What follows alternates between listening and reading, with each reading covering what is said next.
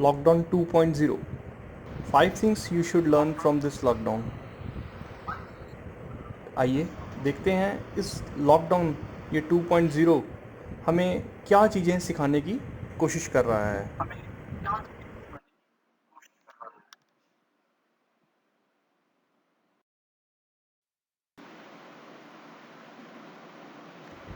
Plan your retirement. बहुत सारे लोग ऐसे हैं जिन्होंने कई तरह की कमिटमेंट्स अपनी लाइफ में की हुई हैं।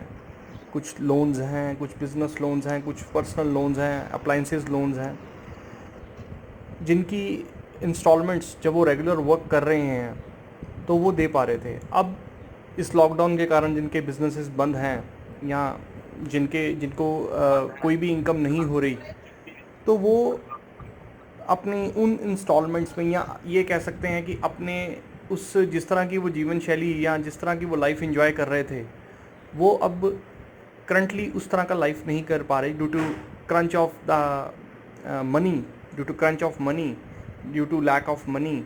सो ये लॉकडाउन हमें ये सिखाता है कि अगर हम 1 से 1.5 महीना बिना काम किए बैठ जाएंगे तो हमारे खर्चे नहीं रुकेंगे, हमारे एक्सपेंसेस जो हैं वो उसी तरह से काम करेंगे। सो आफ्टर रिटायरमेंट 55 से 60 साल के बाद, या कुछ लोग अर्ली भी रिटायर होना चाहते हैं, आप ये वाले एक्सपेंसेस कहाँ से लाएंगे?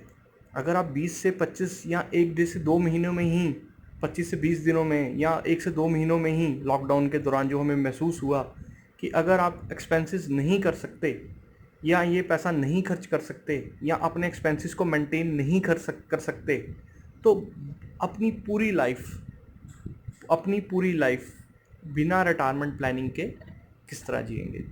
So plan your retirement. ये लॉकडाउन से हमें ये शिक्षा मिलती है कि हमें अपना रिटायरमेंट जो है वो प्लान करना चाहिए, ताकि जब भी हमें इनकम रुक जाए, जब हमारी बॉडी या हमारा वर्क स्टाइल या हमारा कुछ भी ऐसा सरकमस्टांस हमें आ जाए या हमारी एज ज़्यादा हो जाए कि जिसमें हम काम ना करने की स्थिति में चले जाएं, उस समय भी हमारे ये जो एक्सपेंसेस हैं ये इसी तरह से मेंटेन रहें, इसी तरह से चलते रहें।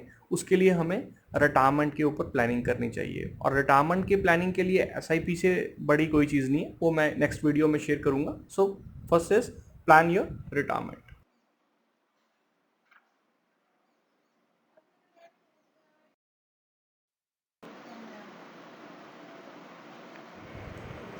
Number 2, make an emergency fund, जिसे हम कंटीजेंसी फंड भी बोलते हैं। ये क्यों बनाना ज़रूरी है?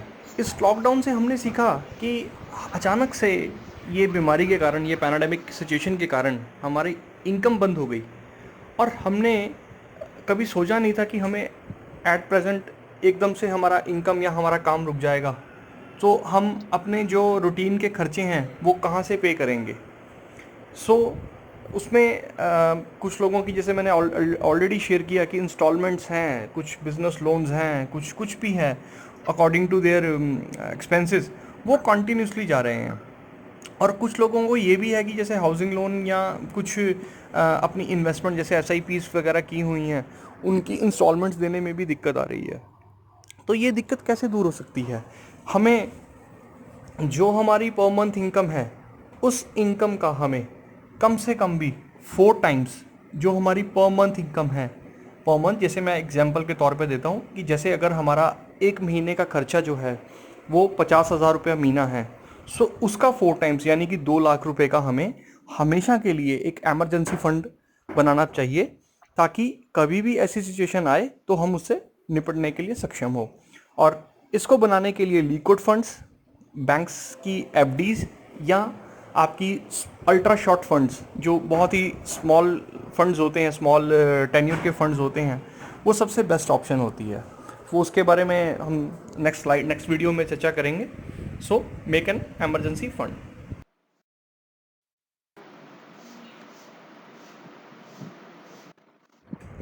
Number 3, take an appropriate health insurance. That's really important. बहुत सारे लोगों को, मैं एक्चुअली इसको हेल्थ इंश्योरेंस बोलता ही नहीं, मैं इसको वेल्थ इंश्योरेंस बोलता हूँ। यू सी, आपने बहुत सारा पैसा इकट्ठा किया, आपने बहुत सारा पैसा जोड़ा, आपने बहुत सारे कमाई की, और आपने उसको बैंक्स में रख दिया या एफडीआर्स करा दी या म्यूचुअल फंड्स या कहीं पर भी एबीसीडी किसी भी इंस्ट्रूमेंट में डाल के आप उसका इंटरेस्ट एंजॉय कर रहे हो, और आपको लगा था कि ये पैसा अब सारी ज़िंदगी मेरे साथ रहेगा, और अचानक से कोई हेल्थ इंश्योरेंस, हेल्थ रिलेटेड कोई इशू आ गया, जैसे अभी तो चलिए कोविड-19 में तो इतना गवर्नमेंट स्पेंड कर रही है, साथ में इतना खर्चा नहीं है, बट से एबीसीडी कुछ भी ऐसा एक्सपेंस आ गया, कोई हार्ट की प्रॉब्लम हो गई या कोई स्ट्रोक पैरालिसिस हो गया या किडनी फेलियर या कुछ भी ऐसा हो गया, तो वो पैसा निकलने में ज़्यादा टाइम नहीं लगाएगा। आपकी सारी जीवन की पूंजी जो है, जो आपने जोड़ी है, वो एक हेल्थ के ऊपर ही खर्च हो सकती है। So take an appropriate health insurance for your family, not for your self, take for your family. और बहुत ही सस्ते प्रीमियम्स में, बहुत ही रीज़नेबल प्रीमियम्स में आपको हेल्थ इंश्योरेंस मिलता है, और वो टोटल आपको कैशलेस देता है। कैशलेस इंश्योरेंस का क्या मतलब है कि अगर आपके पास पैसा ही है और अगर आपने रिज़र्व रखा ही हुआ है हेल्थ के लिए कि 10-15 लाख 20 लाख रुपए का रिज़र्व रखा हुआ है आपने कि मेरी पूरी फैमिली कभी भी बीमार होगी, या हम 4 लोग फैमिली में हैं, चारों इकट्ठे बीमार हो गए, तो मेरे पास ये 20 लाख रुपया पड़ा है और मैं कभी भी इसको निकाल के खर्च कर दूंगा, तो फिर तो आपको कैशलेस पॉलिसी लेने की, हेल्थ इंश्योरेंस लेने की ज़रूरत नहीं है। बट अगर नहीं है तो आपको इमीडिएटली हेल्थ इंश्योरेंस लेना चाहिए। और मैं कई अपने क्लाइंट से शेयर भी करता हूँ या बताता भी हूँ कि जो आदमी आज 10 से 15 हज़ार रुपये का हेल्थ इंश्योरेंस का प्रीमियम नहीं खर्च कर सकता, वो हेल्थ में जब डॉक्टर पैसे मांगेगा या ऑपरेशन होगा या सर्जरी होगी तो 20 से 25 लाख रुपए या 5 से 10 लाख रुपए, what ever be the condition, वो कहाँ से लाएगा। So this is the really really important thing you should consider for this.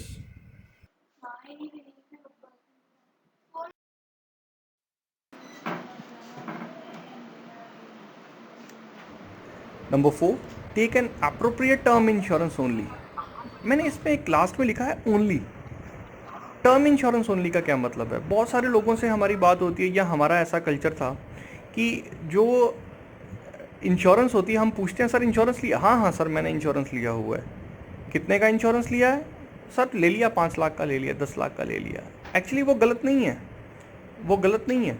वो ये उनको ये है कि अगर 5 से 10 लाख का हमने इंश्योरेंस ले लिया तो वो सफिशिएंट है। सर अगर आप एक सेल्फ एम्प्लॉयड बिजनेसमैन हैं और आपका अगर 50 लाख रुपए का भी इंश्योरेंस है और कल ना आपके बच्चे छोटे हैं और कल को कुछ ऐसा अनइवेंचुअल होता है, कुछ भी ऐसी अनसर्टेनिटी होती है, कुछ भी ऐसा चीज़ें हैपन होती है जिसमें आपकी जान चली जाती है, सो आपके पास इतना पैसा होना चाहिए, लाइफ इंश्योरेंस से मिलने वाला इतना पैसा मिलना चाहिए कि जिसमें आपका जो स्पाउस है, जो सर्वाइविंग स्पाउस है या बच्चे हैं, वो उस पैसे को कहीं जमा कर कर आपकी मंथली इनकम को रिप्लेस कर सकें। सो मैं ये बोलता हूँ कि टर्म इंश्योरेंस क्यों बोल रहा हूँ, टर्म इंश्योरेंस इसलिए बोल रहा हूँ कि टर्म इंश्योरेंस बहुत ही सस्ते प्रीमियम में बहुत बड़ा इंश्योरेंस देता है। 8-10 हज़ार रुपये में 50 लाख का इंश्योरेंस देता है, 12 से 15 हज़ार रुपये में जो है वो 1 करोड़ का इंश्योरेंस देता है। सो अप्रोप्रिएट टर्म इंश्योरेंस लेने में ही फ़ायदा है।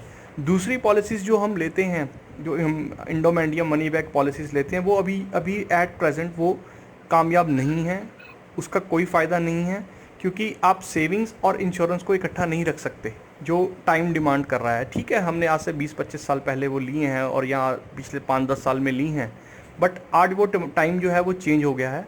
आज वो उस चीज़ की डिमांड नहीं कर रहा, आज आपको टर्म इंश्योरेंस ही लेना पड़ेगा।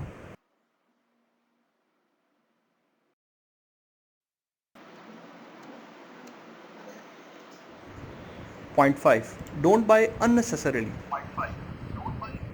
वॉरेन बफे, आप सब लोग जानते हैं, उन्होंने एक बहुत अच्छा एक कोट किया है, if you buy things you do not need, soon you will have to sell things you need. अगर आप अननेसेसरीली कोई चीज़ बाय करते हैं जिसकी ज़रूरत आपको अभी नहीं है, तो बहुत ही जल्दी वो समय आएगा जब आपको वो चीज़ बेचनी पड़ेगी जिसको आपकी ज़रूरत है। ये बात बहुत छोटी है लेकिन बाद में बहुत दम है। हम लोग जब हमारे पास कुछ पैसा आ जाता है तो हम उसको खर्च करते हैं अननेसेसरीली चीज़ों पर। जैसे हमारे पास मोबाइल फ़ोन्स हैं, आजकल तो मेन एग्जांपल मोबाइल फ़ोन्स हैं। वो मोबाइल फ़ोन्स किसी का ख़राब नहीं होता, मोबाइल फ़ोन किसी का ख़राब नहीं होता, due to advancement of technology, या अपने आप को अपग्रेड करने के लिए हम उसको चेंज कर लेते हैं। और हमारे पास कपड़े होते हैं, हमारे पास क्लोथ्स होते हैं, बट हम मॉल या कहीं घूमने के लिए जाते हैं तो हम अननेसेसरीली उसको बाय कर लेते हैं, जिसकी अभी हमें ज़रूरत नहीं है, शायद वो अगले 4 से 6 महीने तक हमें ज़रूरत अभी ना पड़े, तो हम उसको बाय कर लेते हैं। ग्रॉसरीज़ का अभी नया शुरू हो गया कि लोगों को देखा कि लॉकडाउन है, तो ग्रॉसरीज़ वो खरीद के अपने उसमें ब्लॉक करना शुरू कर दिया। ठीक है ना। So this is really unnecessarily buying. ये चीज़ों को हमें अवॉइड करना चाहिए। इन दिस लॉकडाउन हमने ये सीखा है।